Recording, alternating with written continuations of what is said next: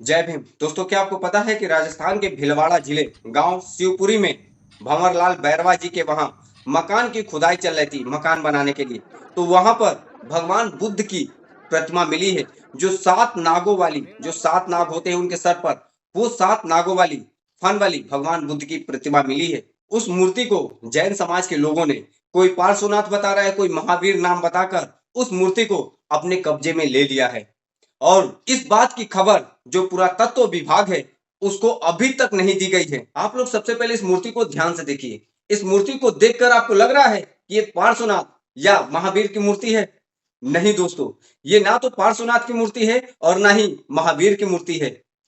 आप भी जानते हो और पूरा विश्व जानता है कि ये 5 फनों वाले बुद्ध की मूर्ति है, 7 फनों वाले बुद्ध की मूर्ति है।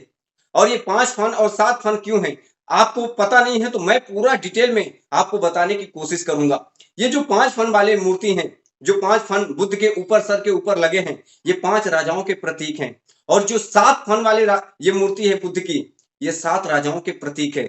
जो कि 5 फन वाले जो थे उससे 350 ईसा पूर्व बाद की ये 7 फनों वाली मूर्ति है। अगर पूरा डिटेल में जानना है तो हमारे साथ जुड़े रहिए और ध्यान से वीडियो को अंत तक देखिएगा। और ये वीडियो को ना ज्यादा से ज्यादा लोगों तक शेयर जरूर कीजिएगा, ताकि लोगों को पता चले कि ये कोई पार्श्वनाथ नहीं, कोई महावीर नहीं, ये हमारे बुद्ध है। और पूरा भारत में बुद्ध ही बुद्ध है आपको मिलेंगे।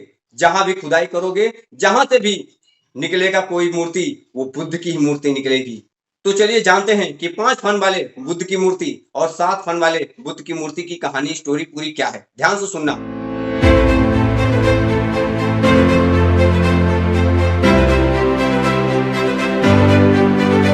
प्रसिद्ध मानव शास्त्री वेरियस एल्विस ने बताया है कि नाग का अर्थ आदमी है। उन्होंने पूर्वोत्तर भाषाओं से कई सबूत दिए हैं। वैसे भी नाग का अर्थ पाली में आदमी ही होता है। अगर नाग को नग या नग्न या सर्प या सांप, इन सब से ना जोड़कर आदमी से अगर इसको जोड़े तो ये सही अर्थ है। जो आरंभिक नाग राजा थे उनके सिक्कों पर ताड़ वृक्ष का अंकन है। मथुरा, इंदौर, खेड़ा आदि ऐसे कई स्थानों से जो नाग राजाओं के जो सिक्के मिले हैं उस पर ताड़ वृक्ष, जो ताड़ वृक्ष होता है उसका अंकन है। ताड़ वृक्ष नागों का प्रतीक चिन्ह था।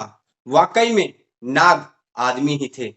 इसीलिए नाग कन्या, नाग राजा, नाग भाषा, नाग लिपि, नाग पत्नी, नागलोक आदि संयुक्त शब्द प्रचलित हैं।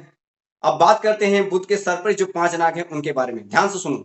शेष नाग का पूरा नाम शेष दांत नाग था। उनके पूरे नाम की जानकारी हमें ब्रिटिश जो म्यूजियम है उसमें रखे हमें सिक्कों से जानकारी मिलती है। शेषनाग ने विदिशा को राजधानी बनाकर 110 ईसा पूर्व में शेषनाग वंश की नींव डाली थी। शेषनाग की मृत्यु 20 सालों तक के शासन करने के बाद 90 ईसा पूर्व में हुई। उसके बाद उनके पुत्र भोगनी राजा हुए, जिनका शासनकाल 90 ईसा पूर्व से 80 ईसा पूर्व तक था।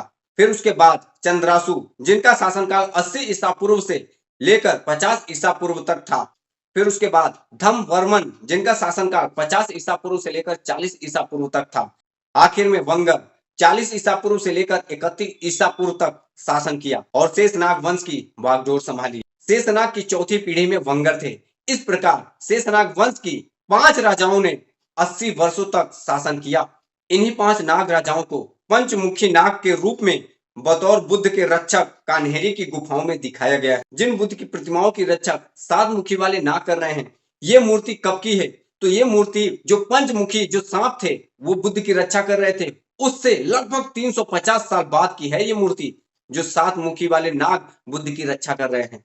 तो आई होप आप लोगों को समझ में आया होगा कि पंचमुखी वाले सांप जो बुद्ध की रक्षा कर रहे थे और 7 मुखी वाले सांप जो बुद्ध की रक्षा कर रहे थे, ये कौन थे, कहां से आए थे, और रियल में जो राजस्थान के भीलवाड़ा में जो मूर्ति मिली है ये बुद्ध की मूर्ति ही है और किसी की नहीं। तो वीडियो को ज्यादा से ज्यादा लोगों तक जरूर शेयर कीजिएगा, ताकि उनको भी पता चले कि ये बुद्ध ही है और हर जगह बुद्ध ही है। नमो बुद्धाय। जय भीम।